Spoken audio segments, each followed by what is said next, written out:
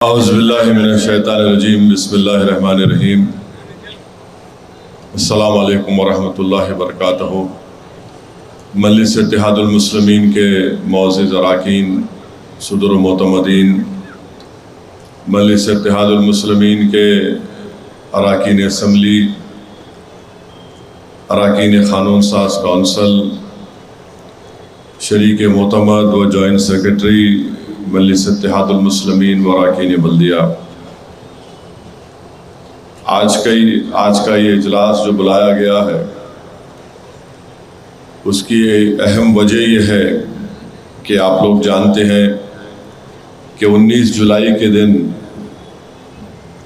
دارالسلام کے اس گراؤنڈ میں All India Muslim Personal Law Board کی جانب سے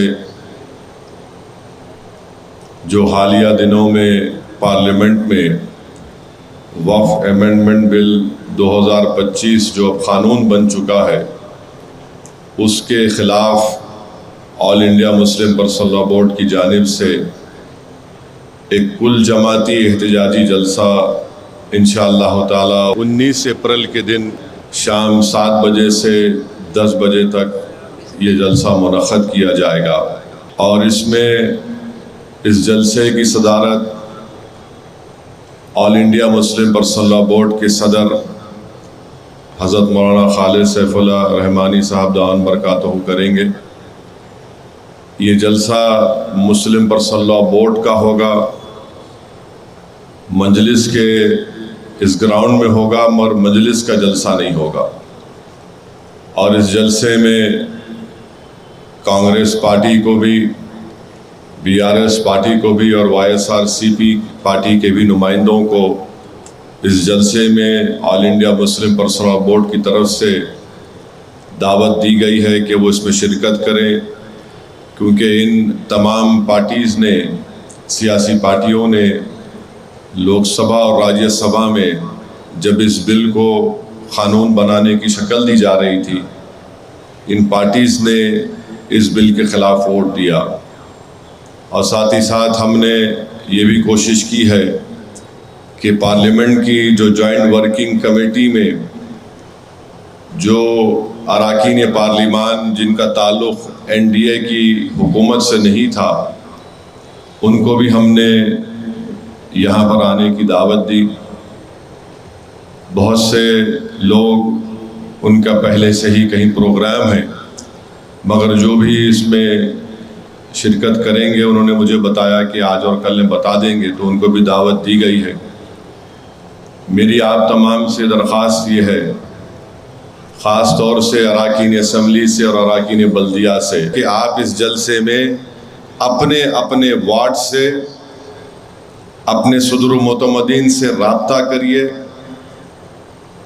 سرگرم مجلس اراکین سے رابطہ کریے، اور اپنے اسمبلی حلقے جات سے عوام کو آپ ترغیب دیجئے، ان کو بتائیے کہ All India Muslim Personal Law Board کی جانب سے اس کالے قانون کے خلاف پرسنل لاء بورڈ کی جانب سے ایک احتجاجی جلسہ دارالسلام میں 19 اپریل کے دن منعقد کیا جا رہا ہے، اور یہاں پر خواتین کے بھی جلسے میں ہم شرکت کی ان کو دعوت دے رہے ہیں۔ ایک علیحدہ حصہ یہاں پر مختص کیا گیا ہے، خواتین جب آئیں گی تو یہ ضروری ہے کہ ہمارے اراکین بلدیہ اور اراکین اسمبلی آپ اپنے اپنے وارڈ اور اپنے اسمبلی حلقے میں آج سے ہی جا کر، کیونکہ آج پیر ہے، آپ کے پاس ابھی 6 دن کا ٹائم ہے، اور جمعہ بھی آپ کو ملنے والا ہے، تو اگر ہمارے اراکین اسمبلی اور اراکین بلدیہ اپنے اسمبلی حلقے میں اور اسمبلی وارڈ کے مساجد کے تمام ذمہ داروں سے ملاقات کریں آج عصر کی نماز کے بعد سے، اور وہ لوگ ہر نماز کے بعد یہ اعلان کرتے جائیں کہ اس جلسے میں شرکت کرنا ہے، اور آپ لوگوں کی ذمہ داری ہے کہ آپ اپنے اسمبلی حلقے سے، اپنے وارڈ سے عوام الناس کو اس جلسے میں شرکت کرانے کا انتظام بھی آپ کرنا۔ یہ آپ کی ذمہ داری ہے، میں آپ کو دے رہا ہوں۔ صرف آ کر سامنے ٹھہر جانا، اور ڈائس پہ بیٹھ جانا نہیں ہے۔ تو میری آپ سے ادباً گزارش ہے کہ یہ بڑا ہی ایک کریٹیکل مرحلہ ہے ہمارے ملک کی نہ صرف سیاست میں بلکہ ملک کی تاریخ میں۔ تو اس میں ہم تمام کو آگے بڑھ چڑھ کر حصہ لینا ہے، بلکہ میں تو تلنگانہ کے اضلاع کے مجلس کے ذمہ داروں سے بھی کہوں گا کہ اگر آپ کے پاس وقت ہے تو آپ آئیے، گاڑی کریے، گاڑی میں بیٹھیے اور اس جلسے میں شرکت کریے، بلکہ اپنے ساتھ اپنے تمام ذمہ داروں کو لے کر آئیے، کیونکہ آپ کی جماعت کی ہیڈ کوارٹر کے اوپر All India Muslim Personal Law Board کا جلسہ ہونے جا رہا ہے۔ اور میں آپ کی اطلاع کے لیے بتا رہا ہوں کہ جب All India Muslim Personal Law Board کا قیام عمل میں لایا جا رہا تھا تو اس جماعت کے مرحوم صدر سالار ملت All India Muslim Personal Law Board کو جب قیام کیا جا رہا تھا، اس کے بنیادی اراکین میں سالار ملت شامل تھے۔ تو اور All India Muslim Personal Law Board Hindustan کے 18 کروڑ مسلمانوں کی ایک آواز ہے، وہ ہماری نمائندگی کرتی ہے۔ گو سیاسی پارٹی نہیں ہے All India Muslim Personal Law Board, مگر ایک ایسا پلیٹ فارم ہے جہاں پر مسلمانوں کے ہر مسلک، مکتب اور فرقے کے لوگ اس کے رکن ہیں۔ اور صدر صاحب کا تعلق سرزمین حیدرآباد سے ہے، تو ہماری اور حیدرآباد کی عوام کی ذمہ داری ہے کہ وہ اس جلسے کو کامیاب کریں۔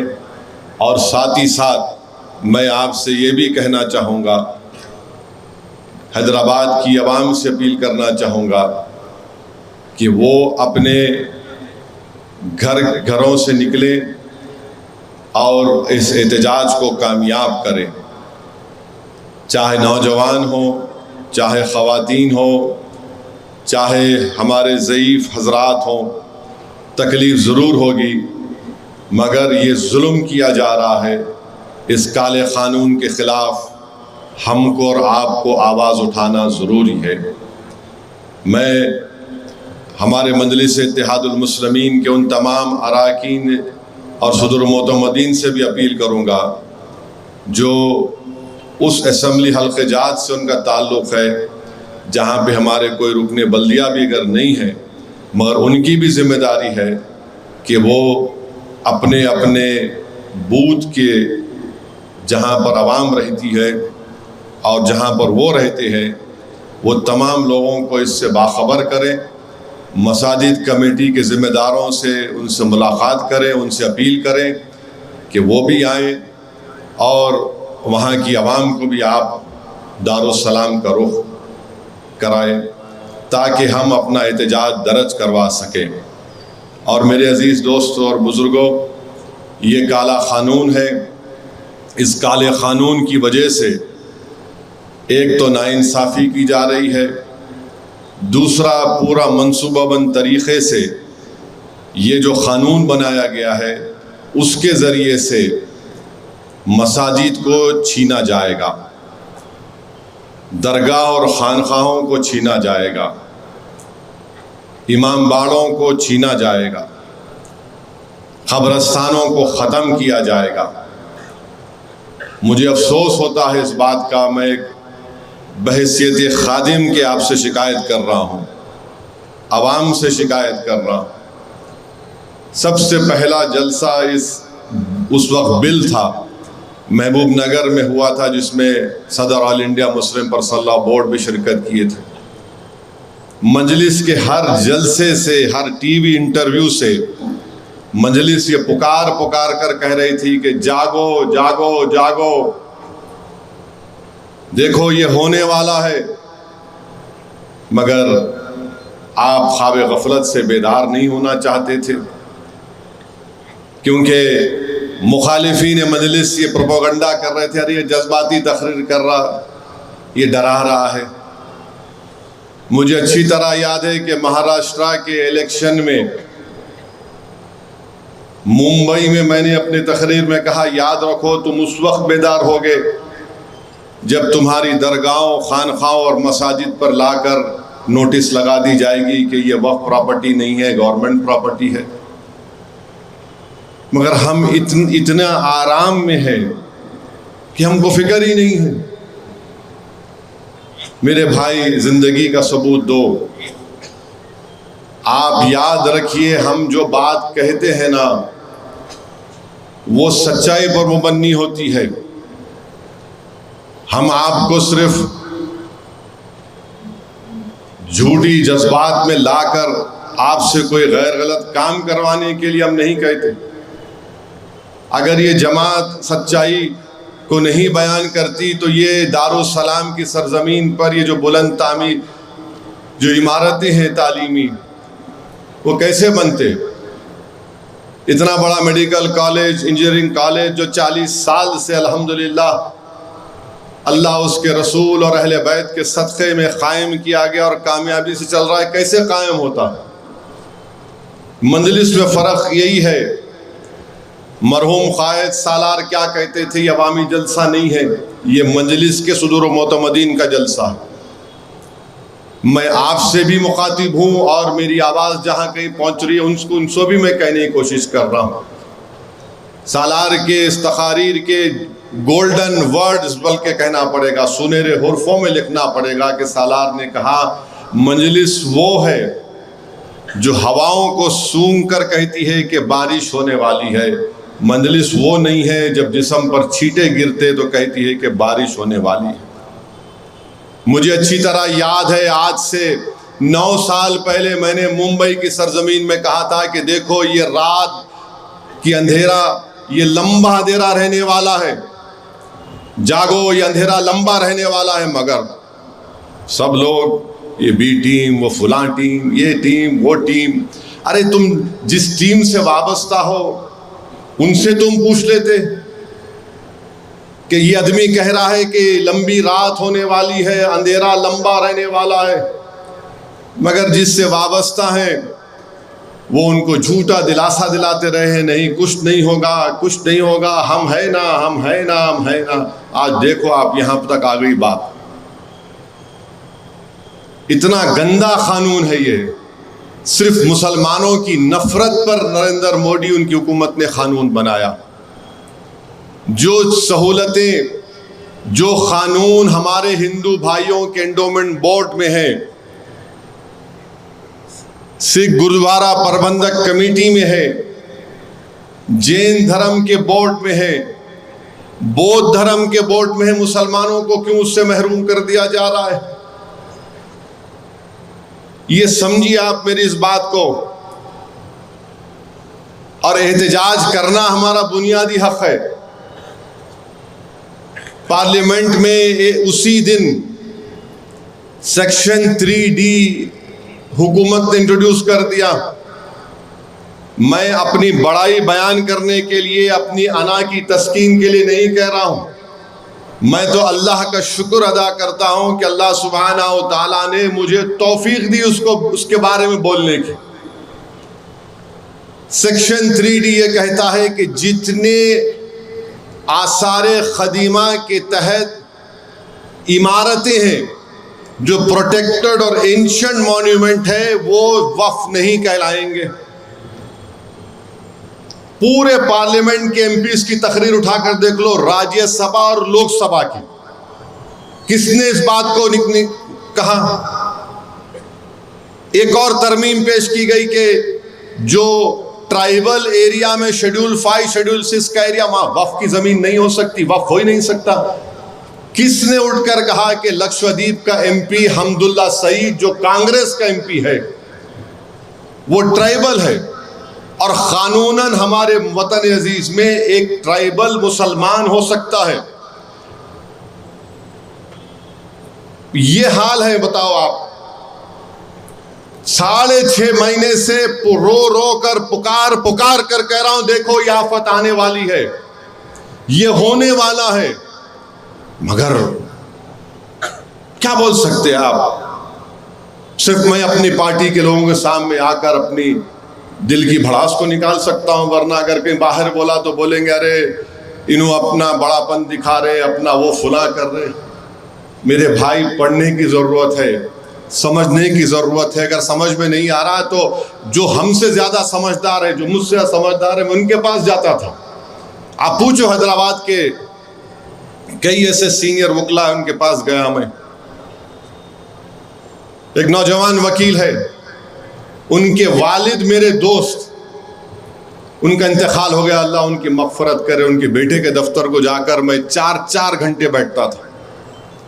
دلی میں وکلا ہے شمشاد صاحب، فضیل ایوبی، میرے چھوٹے بھائی سید نظام پاشا، اللہ ان تمام کے درجات کو بلند کرے.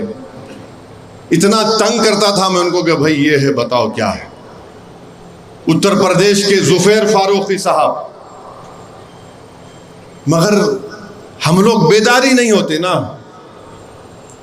اب میرے خلاف بول رہے ہیں. ارے میرے خلاف بولو، تھوکو، جو کرتے کرو، مگر تم میرے خلاف بول کر یہ ثابت کر رہے ہو کہ تم نریندر مودی تمہارا متولی ہے. بولو میرے خلاف، میرے کوئی فرق نہیں پڑتا. میری سیاسی زندگی کا آغاز کوئی چمن سے نہیں ہوئی ہے. 1994 میں ایم ایل اے بنا، اللہ نے مجھے بنایا. میں اکیلے ایم ایل اے تھا جب یہ کوئی ایم ایل اے نہیں تھے. میں جانتا ہوں ایک ایم ایل اے اللہ نے رکھ کر سالار کو 96 کا پارلیمنٹ الیکشن جتایا، اللہ نے 98 کا پارلیمنٹ الیکشن جتایا اور 99 کا پارلیمنٹ الیکشن جتایا. تو مجلس کا میں خادم تھا، ہوں اور رہوں گا. اب میرے خلاف بولے جا رہے ہیں. بولو بھائی. سالار بھی کہتے تھے کہ اب یہ میری عمر دریافتی کی نہیں ہے، اب تمہارے کو میری دریافتی کر رہے تو بھائی صاحب احتیاط کرو. آپ دریافتی کرو بلالہ صاحب کی، گولڈی کی کرو، کوثر کی کرو، ذوالفقار صاحب کی کرو. میں تو بھائی نہیں بولو، کوئی فرق نہیں پڑتا ہمارے کو. تم جتنا بولیں گے نا اتنا اللہ ہم کو تم پہ غالب کریں گا انشاءاللہ تعالی. تو میرے عزیز دوستوں اور بزرگوں، جو بھارت کی آزادی میں ان کے بزرگوں نے حصہ لیا تھا، یہ ان لوگوں کا جلسہ ہے جنہوں نے انگریزوں سے مقابلہ کر کر اپنی جان کی عظیم قربانی دے کر اس ملک کو آزادی دلوائی. یہ ان لوگوں کا جلسہ ہے، ان لوگوں کو خراج عقیدت پیش کرنے کا جلسہ ہے جو سن 57 کی جنگ آزادی میں اپنا سب کچھ قربان کر دیا بھارت کو آزادی دلانے کے لیے. یہ ان لوگوں کو خراج عقیدت پیش کرنے کا جلسہ ہے جو کالا پانی کی سزا تو کاٹے مگر نریندر مودی کے ہیرو کی طرح معافی نامے کا خط انگریزوں کو نہیں لکھے، بلکہ کہا ہم سولی پر چڑھ جائیں گے مگر انگریزوں کی غلامی کو قبول نہیں کریں گے. یہ ان لوگوں کا جلسہ ہے جنہوں نے خواب دیکھا تھا 15 اگست 47 کو کہ اس ملک میں ہر مذہب پھلے گا پھولے گا، اس ہر مذہب کے ماننے والوں کو انصاف ملے گا، بلکہ جو کسی کو نہیں مانتا اس کو بھی انصاف ملے گا. یہ ہمارے بزرگوں نے خواب دیکھا تھا. یہ جلسہ آئین کو، بھارت کے آئین کو بچانے کا ہے. یہ جلسہ جو 19 تاریخ کے دن ہو رہا ہے اور جتنے احتجاج ہوں گے اس کالے قانون کے خلاف، یہ ہمارے آئین کو بچانے کے لیے کیا جا رہا ہے. اگر آئین بچے گا تو بھارت بچے گا. آئین بچے گا تو دلت، مسلمان، آدیواسی، ان کے حقوق کا تحفظ ہوگا. تو میری آپ تمام سے اپیل ہے کہ صرف جلسے میں شرکت نہیں کرنا بلکہ لوگوں کو لے کر آنا، اور گاڑی اور بس اور ٹو ویلر کی پارکنگ کی ذمہ داری جناب رحمت صاحب MLC اور جناب ماجد حسین صاحب کی رہیں گی. آپ لوگ دیکھیے آغا پورا میں ویٹرنری ہاسپٹل ہے، گوشہ محل کا گراؤنڈ ہے، رابطہ کریے حکومت کے ذمہ داروں سے، یا پھر نامپلی کا کالج بھی ہے تاکہ لوگ اپنی گاڑی وہاں پر رکھ سکیں. اور مجلس کے اراکین سے میری اپیل ہے کہ آپ لوگ پیدل آؤ، لوگوں کو بھجاؤ. آپ لوگ کہیں گاڑی دور رکھ کے آئیے، ایسا نہیں کہ نہیں میں اندر رکھ لیتا ہوں علاقے، یہاں ماں رکھ لیتا ہوں، ادھر رکھ لیتا ہوں، ماں آ جاؤ یہاں آ جاؤ. نہیں، گاڑی کوئی، میری گاڑی بھی اندر نہیں آئیں گی یہاں پہ. یہ وسیع اور گراؤنڈ جو ہے وہ صرف عوام الناس کے لیے ہوگا. اور مولانا خالد سیف اللہ رحمانی صاحب کی صدارت میں جلسہ ہوگا. پرسنل لا بورڈ کے پورے تلنگانہ اور آندھرا کے اراکین اس میں شرکت کریں گے، جمعیت العلماء کی ذمہ داران اس میں شرکت کریں گے، جماعت اسلامی کے ذمہ داران اس میں شرکت کریں گے انشاءاللہ، اور مولانا جعفر پاشا صاحب اور جتنے بھی ہمارے تبلیغی جماعت کے امیر صاحب بھی انشاءاللہ وعدہ کیے وہ بھی آئیں گے، مشائخین عظام بھی آئیں گے، مولانا اکبر نظام الدین صاحب بھی آئیں گے، اور تمام دیگر. اور ہم کو ڈھکیلا جا رہا ہے، ہم کو دبایا جا رہا ہے، ہم سے کہا جا رہا ہے کہ تم کو سانس بھی لینے نہیں دیں گے ہم، مگر ہم ان دبانے والوں کو، ہم کو ڈھکیلنے والوں کو، اور ہم سے جو کہہ رہے ہیں کہ تم کو سانس لینے بھی نہیں دیا جائے گا، ہم ان سے کہیں گے کہ تم جتنا ہم کو دباؤ گے انشاءاللہ ہم اس سے زیادہ طاقت میں تمہارے سامنے سینہ تان کر کھڑے ہو جائیں گے. کوئی حکومت ہم کو دبا نہیں سکی، کوئی وزیر اعظم ہم کو نیچے نہیں ڈال سکا. اگر تم یہ سمجھ رہے ہو کہ بھارت کے 17 کروڑ مسلمانوں کو ذلیل اور رسوا کر کے، ہمارے ایمان پر حملہ کر کے، ہمارے مساجد پر، ہماری شہریت پر، ہماری سماجی اور معاشی طور پر ہم کو دبا کر تم یہ سمجھ رہے ہو کہ تم کامیاب ہوگے، نہیں، تم سب سے بڑی ناکامی تمہاری ہوگی.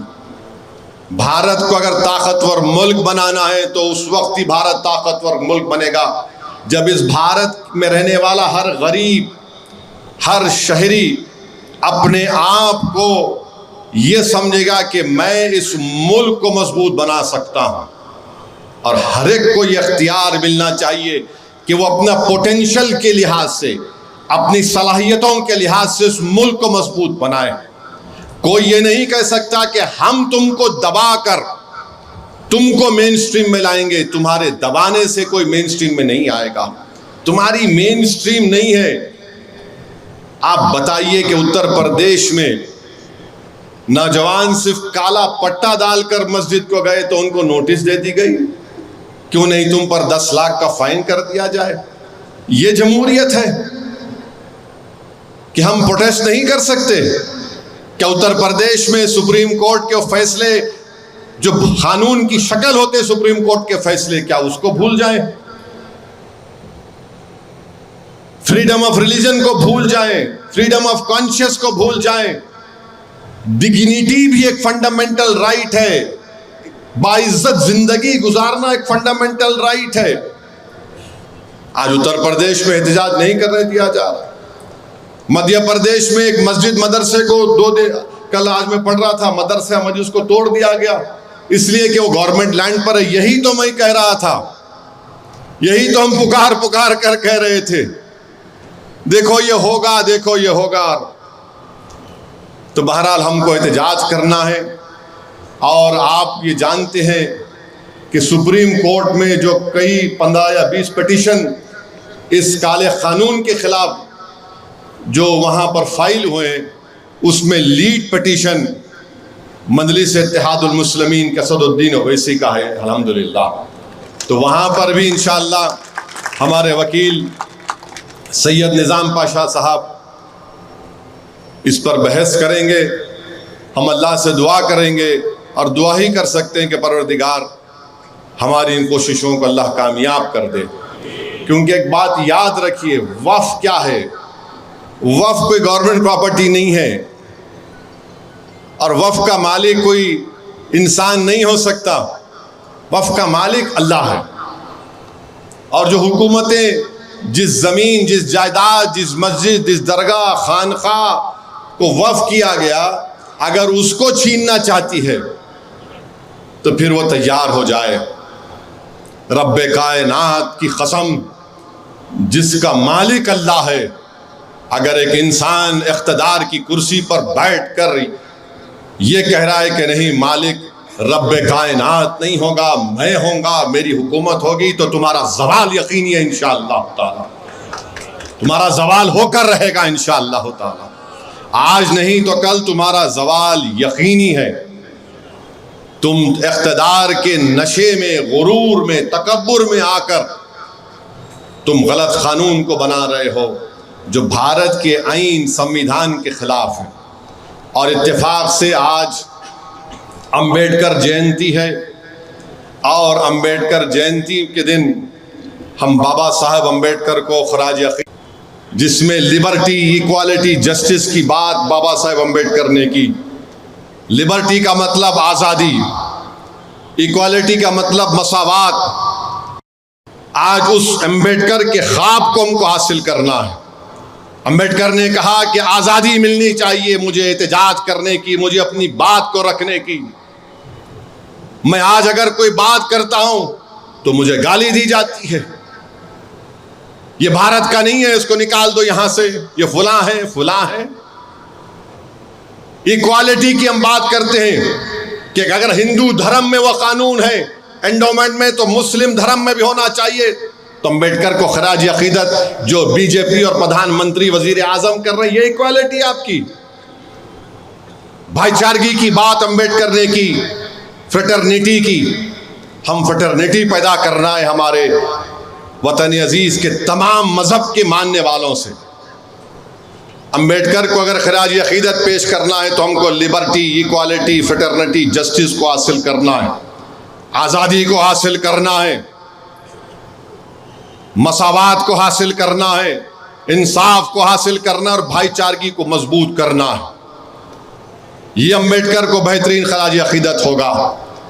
اور امبیڈکر کو اگر خراج عقیدت پیش کرنا ہے میرے بھائی تو آپ کو جان کر تکلیف ہوگی کہ 33% بھارت کے شہری نہ ان کے پاس نوکری ہے نہ وہ پڑھے لکھے ہیں. 133 کروڑ کی عوام میں 33% لوگ نہ نوکری ہے نہ پڑھے لکھے ہیں. تو نریندر مودی نے کیا کیا, ان کے پیچھے پڑ جاؤ, یہ مغل ہیں فلاں ہیں, وفق کا قانون بنا دو. امبیڈکر نے بات کی آئین, ہمارا آئین بات کرتا ہے ایکوالٹی کی. آج اس وطن عزیز میں 22% اپر کاسٹ لوگوں کے پاس 22% اپر کاسٹ لوگوں کے پاس 44% اس دیش کی دولت ہے اور 14% مسلمان.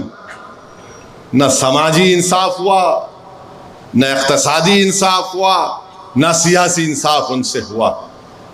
تو میرے عزیز دوستوں اور بزرگوں, مجلس یہی تو بات کہتی آ رہی تھی, یہی جدوجہد ہماری ہے, یہی ہماری لڑائی ہے.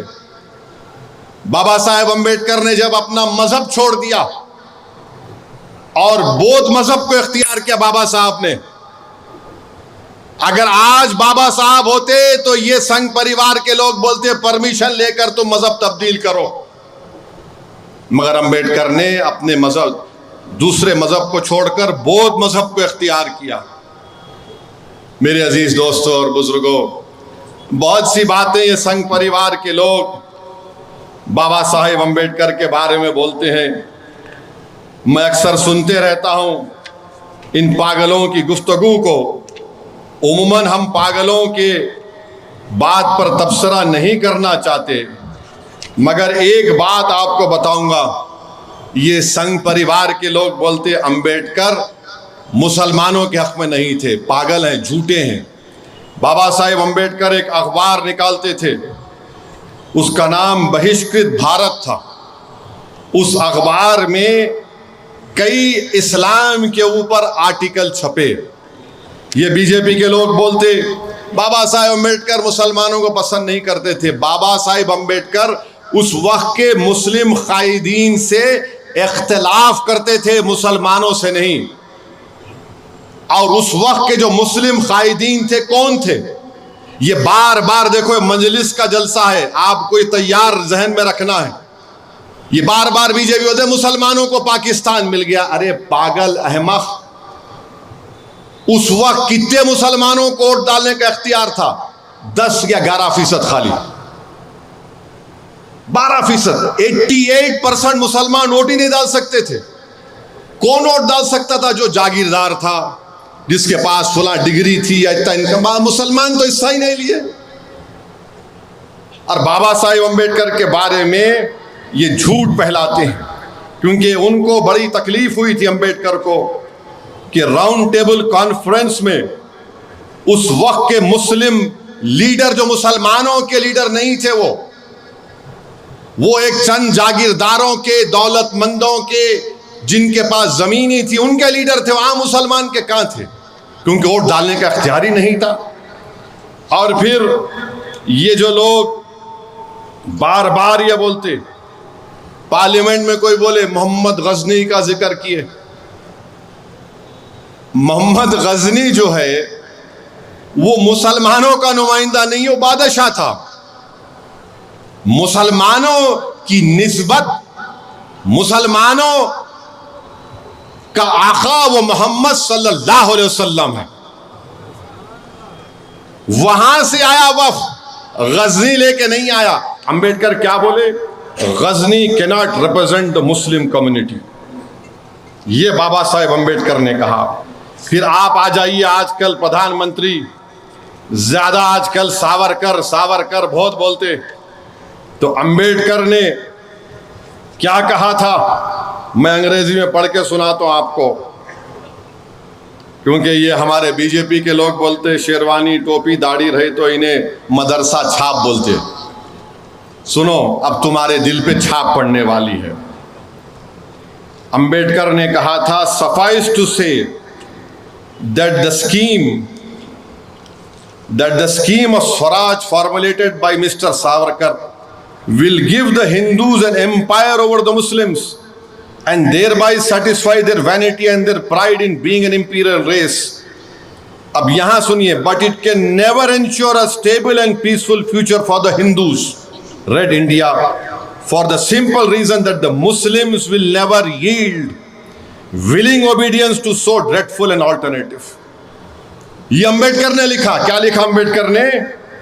کہ یہ کافی ہے کہ جو سکیم سوراج کی ساورکر جو ہمارے اس وقت کے ہندوؤں کو دے رہے تھے، وہ ایک امپائر بنانا چاہتے تھے، ایک سلطنت بنانا چاہتے تھے مسلمانوں کے اوپر، تاکہ ان کی انانیت کو اور ان کی ریس کو ایک فائدہ ہو سکے. مگر امبیڈکر نے کہا کبھی بھی بھارت سٹیبل اور پیسفل فیوچر نہیں ہوگا ہندوؤں کے لیے.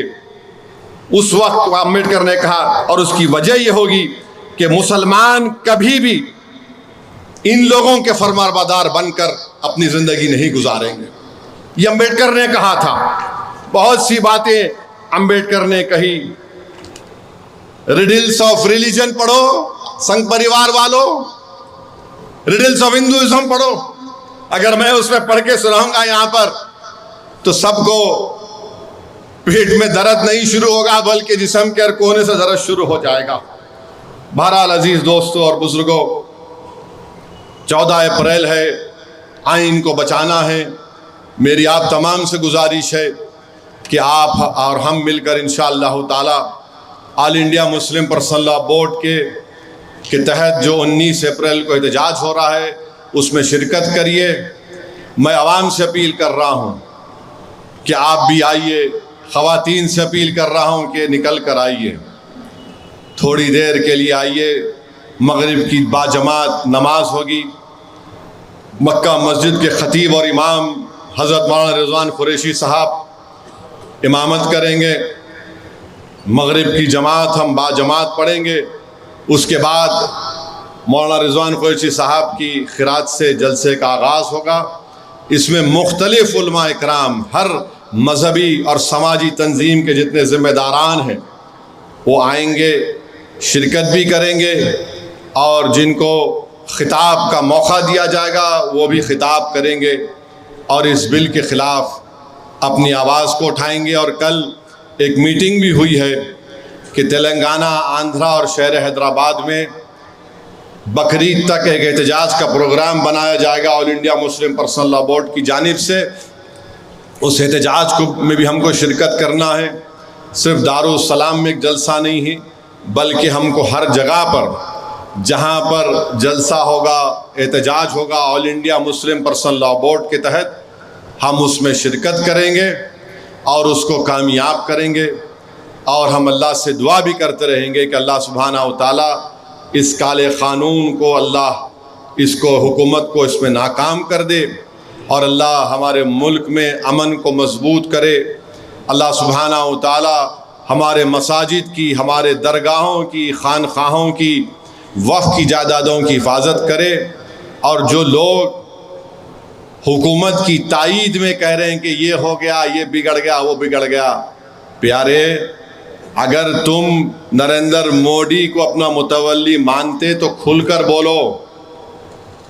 یہ گھر کی بات ہے، گھر میں طے ہوگی، مگر تم اگر اغیاروں کے درمیان میں رہ کر ہماری صفوں میں آ کر انتشار پیدا کرو گے تو یاد رکھو سرزمین دکن اور بھارت کا مسلمان تم جیسے منافقین کو کبھی معاف نہیں کرے گا۔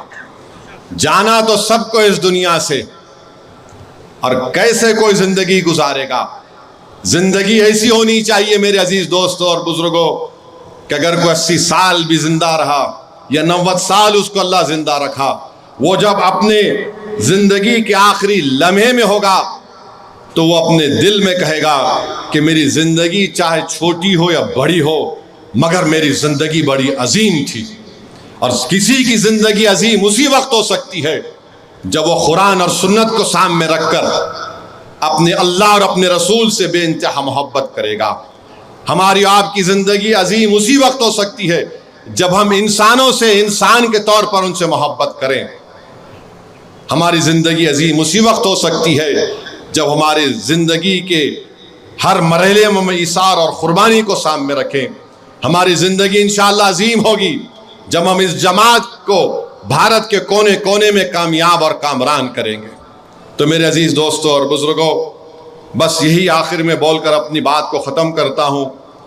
اگر اسد الدین اویسی کے ساتھ امتیاز جلیل اور اختر علی مان بھی MP بن جاتے تو کیا یہ وفد کا قانون آتا میرے بھائی؟ سوچو آپ تھوڑی دیر کے لیے۔ میں آپ سے بھی مخاطب ہوں اور ان لوگوں سے بھی مخاطب ہوں جو کسی کے وسوسوں میں آ کر اپنے ووٹ کا استعمال اختر علی مان اور امتیاز جلیل کے حق میں نہیں کر سکے۔ شکر گزار ہوں لوگوں کا جنہوں نے اختر علی مان کو بھی ووٹ دیا، میرے چھوٹے بھائی امتیاز جلیل کو بھی ووٹ دیا۔ مگر میرے بھائی یہ جمہوریت ہے، جہاں قانون بنتا وہاں پر تعداد کو بھی دیکھا جاتا ہے۔ اور وہ لوگ بولتے ارے آپ ہیں نا اسد صاحب، ارے میرے بھائی میں ایک کافی نہیں ہوں۔ اگر ہمارے ساتھ ہمارے 5 سے 10 لوگ رہتے پارلیمنٹ میں کیا کوئی قانون بنتا؟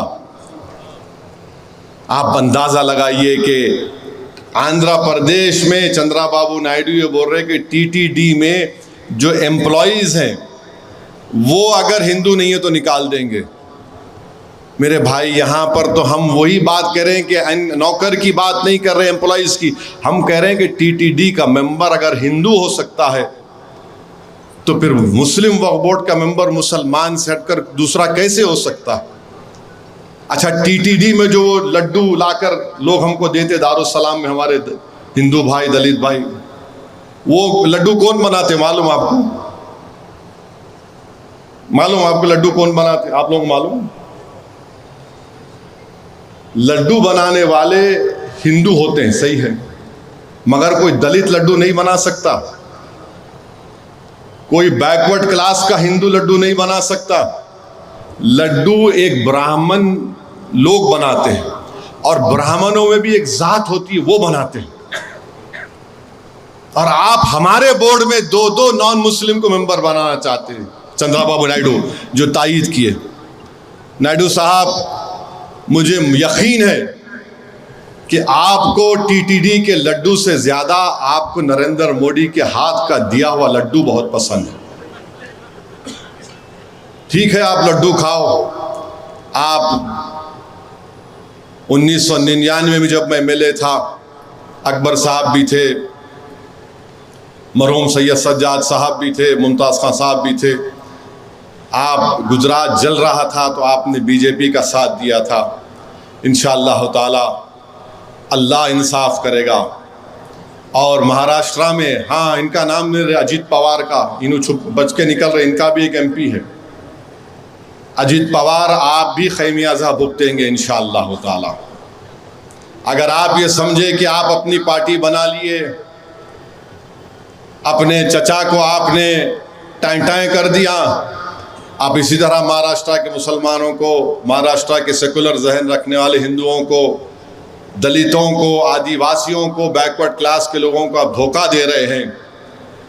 मेरे भाई, सियासत में बहुत से लोग आए और चले गए, तुम भी आओगे और चले जाओगे इंशाअल्लाह ताला। तुम्हारा नाम नहीं होगा जो आज इस तरह का गलत कानून बना है जो आइन के खिलाफ है। तारीख तुमको कभी नहीं भुलाएगी। और बार इनके पास कोई दलील नहीं है, सिर्फ नफरत की बुनियाद पर ये कानून बनाए हैं। अपने एहतजाज को कामयाब करिए, पुरअमन रखिए। बंगाल में जो वायलेंस हुआ वो नहीं होना चाहिए था। अल्लाह हमारे एहतजाज को कामयाब करे, अल्लाह हमारे एहतजाज को कबूल करे। अल्लाह सुब्हानहू व तआला हमारे दिलों का हाल जानने वाला है। हम सिर्फ अल्लाह की मिल्कियत को बचाने के लिए एहतजाज कर रहे हैं। हमारी नीयत सिर्फ वही है और वही रहनी चाहिए। हम अपनी सियासी बका के लिए या सियासी शोहरत के लिए एहतजाज में हिस्सा नहीं ले रहे। हम सिर्फ रब्बे कायनात को खुश करने के लिए और अपनी जिम्मेदारियों के निभाने के लिए एहतजाज कर रहे हैं। अल्लाह ज़रूर हम सबको कामयाब करेगा।